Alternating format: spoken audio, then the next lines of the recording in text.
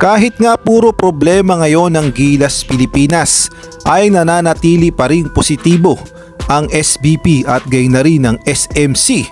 At sabi nga nila ay tuloy ang laban at hindi nga daw sila aatras sa Asian Games at lalaban sila para sa bayan, para sa Pilipinas.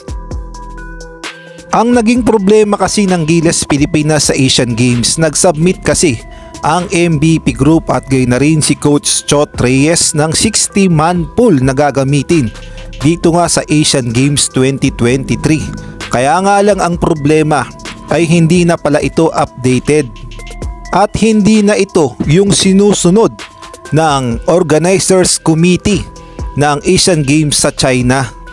At dito nga sa listahan na to, for naturalization pa nga itong NBA player ng Atlanta Hawks na si Okonwo Onyeka. At gayon na rin itong si Rondy Hollis Jefferson ay nakalista rin for naturalization ng Gilas Pilipinas.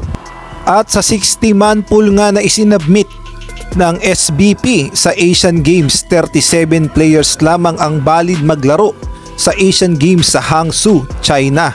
Kabilang na nga dyan si Renz Abando, si Benjamin Phillips, si Arvin Tolentino, si Jeremiah Gray, si Aaron Black, si Juan Gomez, Jerome Lastimosa, Bobby Ray Parks Jr., Chris Ross, Denston Winston, CJ Perez, Jamie Malonzo, Carl Tamayo, Kevin Louie Alas, Poy Eram, si Ron J. Abarlientos, SJ Belangel, Jordan Clarkson, Christian Stan Hardinger, AJ Edu, Angelo Kwame, Kiefer Ravena, Roger Pugoy, Junmar Pajardo, Chris Newsam, Calvin Optana, Brandon Ganuelas Racer, Justin Brawley, Japet Aguilar, Scotty Thompson, Dwight Ramos, Jordan Heading, Mason Amos, Marcio Lassiter, Phillips Michael, Terdy Ravena at itong si Kevin Kembao.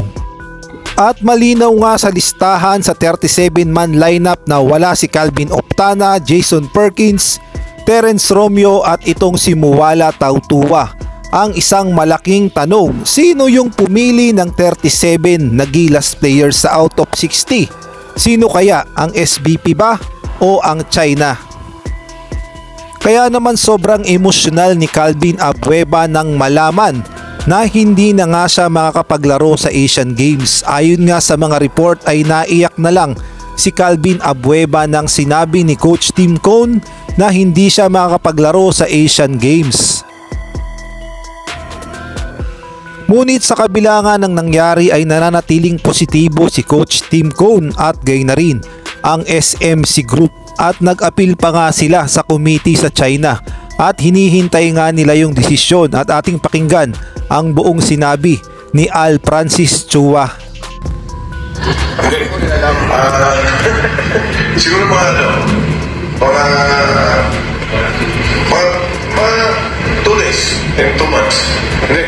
For 24 to 48 hours. Malalaman na natin.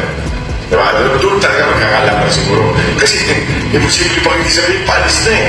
Ang alis 23. Papunta doon, ang first game natin is 26. Okay? Kaya abang-abang na lang tayo ng pinaka-final na desisyon ng mga committee sa Asian Games sa China kung sino ang kanilang palalaruin sa Asian Games. Sa ibang balita naman, good news nga ito para sa lahat ng Barangay Ginebra fans dahil ang nag-iisang court general, the Iron Man na si L.A. Tenorio, matapos nga ang kanyang pakikipagbaka sa kanyang sakit na colon cancer, sa wakas, isang malaking good news ang nangyari.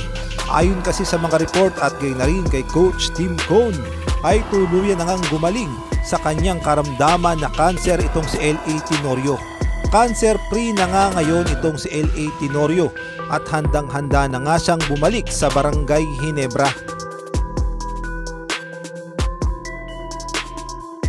Samantalang meron namang nilinaw si Sir Al Francis Chua at gayon na rin itong si Coach Tim Cone sa magiging tune-up game ng Gilas Pilipinas kontra nga ito sa Korean Ball Club. Kaya naman ating pakinggan. Okay? Because of what happened, by the way, may practice game dapat tayo ngayon. May practice game against Caranco. But the thing is, kung sinabi nga lumabas ka tapos yung push yung apat. Yun lang. Pero, I don't know if Coach Steve will push to, yeah, we have the Senators. Yeah, may kalaban tayo, Koreans. Can I just make a correction? I told everybody, and I've been saying it over and over again, and I feel like I'm an idiot, but the game was supposed to, I told everybody the game was 7 o'clock, diba? And you remember I told the soccer game was 7 o'clock? I was completely wrong. It's 4 o'clock. So if you can get it out to the public that it's 4 o'clock and not 7, sayang, everybody's going to go there at 7, but like, no players will unlaban. So hopefully they'll know to go to 4 and they can watch us at 4 o'clock. So I really made a big move. Yun na nakatalanta yan. Paulit-ulit siya, 7. Kaya po nyo lang na-realize na 4 pala. 4 pala. I knew it was 4. I don't know why I said it was 7. So I knew it was 4. So if you can get it out there, again, it's still open to the public. It's still in Phil Sports, but it's at 4 o'clock. No, I told him it's still at Phil Sports. But it's 4 o'clock, not 7 o'clock. So hopefully, I know there's going to be 100 people that show up at 7, and the game will be over, and they'll be angry. So it'll be my fault. Pakisulat na lang din yun kasi marami ng tao na tinanong sa lahat sa it's not para yung mga tao mga kapag mga paligaw pa.